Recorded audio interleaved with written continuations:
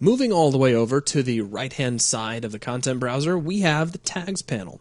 Now, the Tags panel allows us to manage the tags applied to assets here inside the content browser. So what is a tag?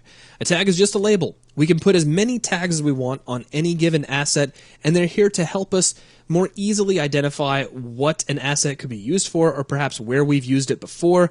You can make up a tag for anything you like and put it on any asset, and that's what this panel is all about. It's adding tags to assets, removing tags, creating new tags, or getting rid of entire categories of tags. So let's just take a quick look at this. Now I'm going to click on the All Assets button to make sure that I've cleared out my filter by clicking on the Clear button in the upper corner. And let's just select this Texture 2D for the Deathmatch. Now when I select this, you'll notice in the Tags panel that this already has a tag applied. Being special, it's under the Material category. So if I scroll down here inside my list of various tags, you can actually see the Material category, and there's the special tag, which has been applied to this object. But let's say I want to apply another tag for some reason. Maybe I also think that this would be a great texture to include in the Miscellaneous category under Effects. Well, all I need to do is come down under Effects. There's the Miscellaneous tag. I can click on the little plus button next to it, and now I've added another tag to it. But then I think, I shouldn't have added that tag. That's not really going to help me. It's not particularly useful. So let's go ahead and remove that tag.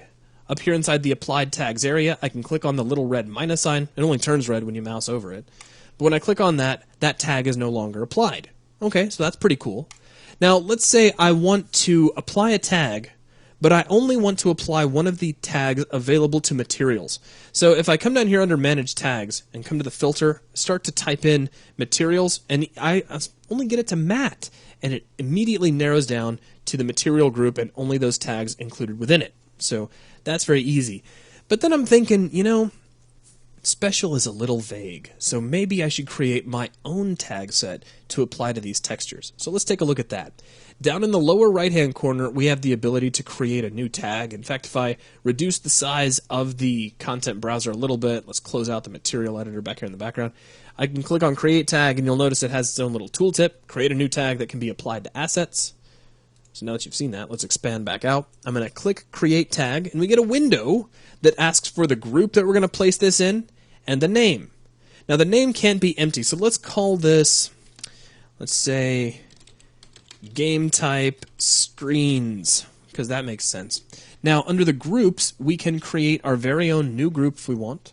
Or we could just pick on material, and this new tag will actually appear here underneath the material category. But just for the fun of it, let's create our own. So we'll call this custom tags. Click Create. Now, nothing appeared over here because our filter is still narrowed down to material. So if I clear out my filter, if we scroll down, here's custom tags, and here are game type screens. So what I can do is grab all these screen images, and then come over here to the game type screens and click plus, and there you go. Now they all have the game type screens tag applied to them. So now if I'm searching and I search for textures, we can scroll down and there's custom tags available here inside the filter section, and here are my game type screens. So I can really quickly narrow down right to those objects because I've applied a new tag. So let's clear out the filter section, and then at some point I decide, you know what? That tag was a really cool idea, but I really don't want to use it anymore. We can take this entire custom tag section, come down to Destroy Tag, click on that, and let's just click on the Game Type Screens tag. So as I mouse over the little minus button, it turns red for us.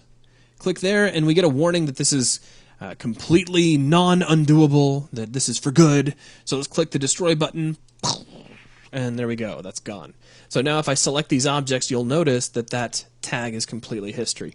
So by doing this, you've already seen how we can create our own tags, how we can apply them, how we can remove them, and you got to see how up inside the filter panel, those tags will appear and allow you to more easily search for a specific asset. So by all means, make use of this. Even if you notice that there are tags that maybe could be applied to certain assets that would make more sense to you, go ahead and apply them. If you see some tags that you think maybe would be better for you to have, create your own tags, apply them to assets.